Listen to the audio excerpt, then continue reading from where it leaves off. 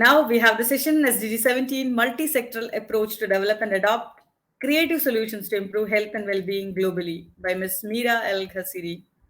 Ms. Mira El Ghaziri is a nutrition scientist and public health professional with 15 plus years of experience in nutrition, global health policy, external engagement, and multi stakeholder collaboration on health and nutrition. She is currently the managing director at Healthy Path, a health policy and nutrition consultancy firm which supports organizations in the public and private sector to integrate health in their strategies and be on a healthy and sustained path through advisory on healthier food innovations, shaping partnerships around health, and crafting pertinent policies. Her recent focus is on enhancing sustainable food systems. Thank you so much, Ms. Meera, for joining us today in the summit. Over to you for your session. Thank you so much, Aparna, and hello everyone. It's really my pleasure to be part of the SDG Summit and to be at the closing chapter of that's important summit. So let me just first share my deck.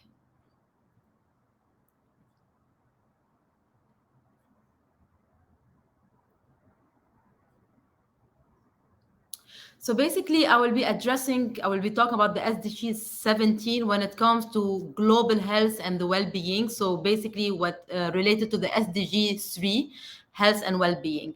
And here we need to keep in mind that when we talk about global health and well-being, everything now is interrelated with other SDG, because as we will see in the next slides, SDG 3 is heavily interlinked with the climate change and water, etc. So just to go as I'm sorry. So just to give us a very quick perspective, again, based on what everyone has talked about, again, one of the biggest challenge today is to feed the world in a healthier and sustainable way. And this is obvious for the obvious reason that, the population is expected to increase up to 10 billion by 2050. And therefore, there is expectation to increase agricultural production. And with all that, we have the climate change, the local challenge with the food insecurity and the food waste. So there's a really big challenge to feed the world in a healthier and sustainable way. And if you look today at the food system, there is a big paradox. We have today a food system that produces not only hunger, with the 690 million people suffering from chronic hunger, but also at the same time, there is escalating rates of obesity, and also, especially among children, it's even rising at a higher rate than among adults. And at the same time, with the hunger and obesity, there is a lot of food waste and a lot of food lost, both in the global south and the north south. And therefore, I mean, looking at the food system, there is not all food are equal in their carbon footprint. Some foods more than others have a higher carbon emission, and therefore they need to be impacted. So when we look very broadly at that, obviously the animal-based food, they have more carbon foot emission, and therefore more action needs to be done in that way. Whereas if we go more towards legumes and pulses and fruits and vegetables, they have way lower carbon footprint.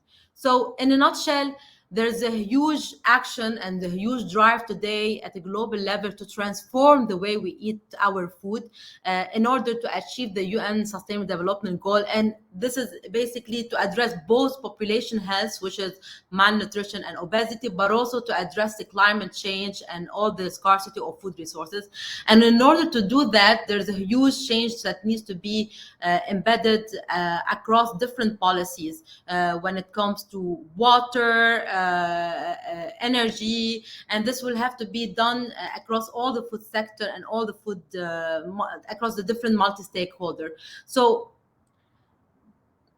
basically, we need a lot of partnership today to feed the growing population and to ensure both the health, but also that we protect our planet. And this if you want, this feedback has been addressed at the recent UN Food System Summit, which took place last month. And basically, it boldly called out for the partnership between all stakeholders to move the needle. And this summit was called People Summit because they acknowledge that no action can be done and no progress can be done if not all players are on the same table and discussing the same issue. So basically, he called out for all the key players from both research, private sector, especially the food business, the public sector, indigenous people, the youth, and environmental activists, because without all of them, coming up together and doing the right partnership and collaboration, we will not be able to achieve the UN SDG and achieve both population health, but also mitigating the climate change.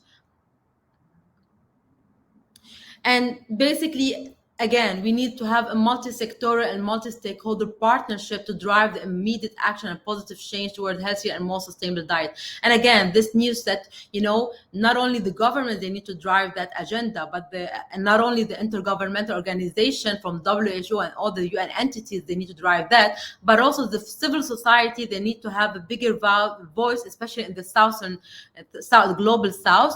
Currently, EAT is a global platform that is really creating a big voice around the importance of sustainable food system around the world, but there needs to be more voice across the different countries and the region. The researcher also, there needs to be more collaboration with them, because they are the one to drive and to share the knowledge and the expertise, and they are the one who will be able to come up with the right research and nudge the consumers to go for that healthier and sustainable diet.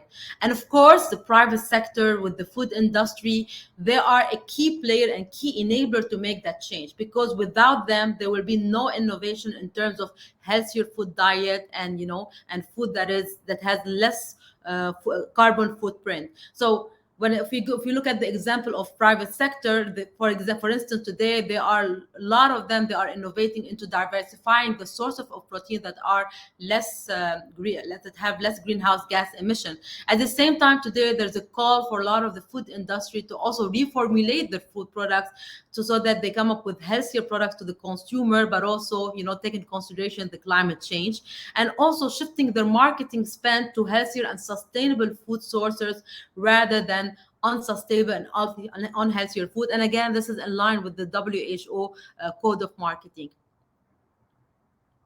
So if we look into specific financing initiatives that are happening today in order to advance the sustainable food system and global health overall, one of the initiatives is around financing initiative, which is Good Food Finance Initiative.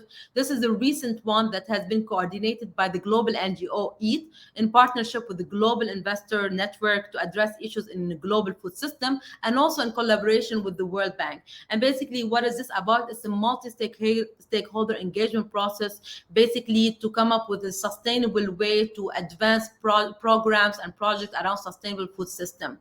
This is one of the examples, but of course we will need more financing partnership in that regard. And I'm here highlighting Global Fund. This has nothing to do with the food system and sustainability, but this is an example of a successful financing partnership that was able to advance the agenda on HIV, tuberculosis, and malaria. And this was a financing partnership that brought together, public sector, philanthropic organization with the Gates Foundation, people who have disease related to HIV, tuberculosis, but also the private sector and the public sector, of course. So this is one of the important partnership initiatives, which is financing, which we expect that it will need to grow in order to advance the global health agenda. Also, along with the financing initiative, we have, of course, public-private partnership to also improve people's both health and save the planet. So one of the also recent initiative is the Food Land Use Coalition. Basically, what is it about? This is a self-governing coalition that is composed of around 30 organizations around the world. And basically, the key intent is to transform the global food and land use system and bring together both the public and private sectors, the civil society and the researcher, all for one purpose, to share expertise and enable the system thinking approach. And for the time being, they have implemented that approach in a couple of countries such as Colombia, Indonesia, but there is also future plans to implement it and roll it out across different countries.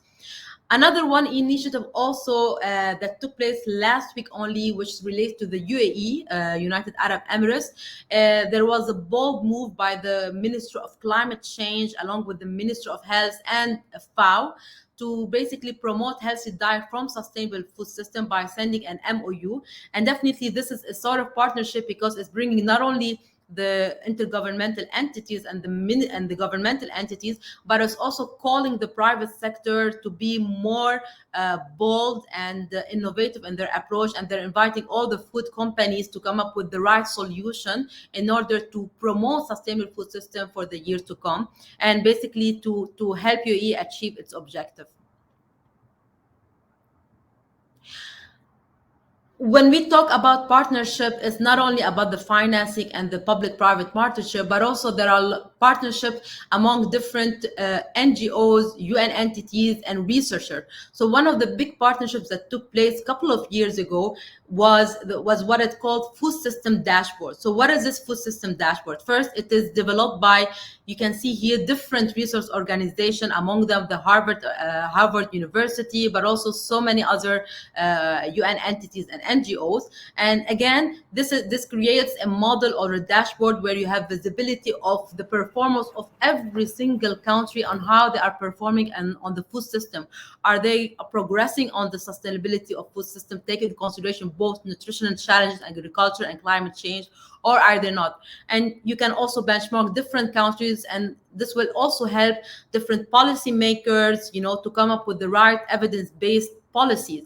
And also it will inform the private sector on whether they are in progress in their approach or they need to accelerate their action and initiative to make sure that they are supporting the government in ensuring sustainable food diet.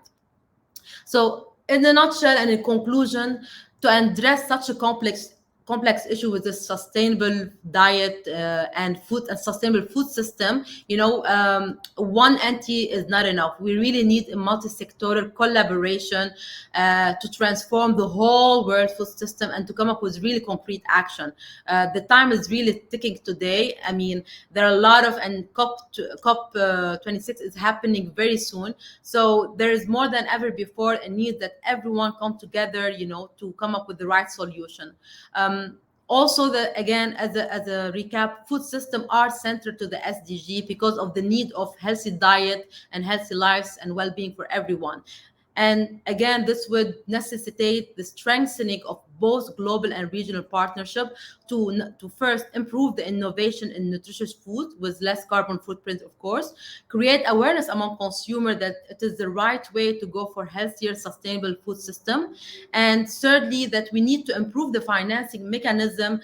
I showed one initiative, but there's a lot of opportunity to come up with more partnership in that regard for more sustainable programs. And also there's opportunity to conduct more research and to bring more experts to share the knowledge and to partner with both the private sector and the public sector. And basically, we need more global health partnership, which are, again, bringing together public and private partnership together in order to advance that agenda and to also ensure there is a better governance around the food system and sustainability. And finally, partnership and the SDG 17 is key to make a progress on not only global health, but also on climate change and food security and everything, and reducing the hunger and malnutrition. At the end of the day, without SDG 17, there will be no progress on global health and the well-being. And thank you. Thank you so much, Ms. Mira, for that very informative session about food systems and sustainability. Thank you for joining us today in this summit.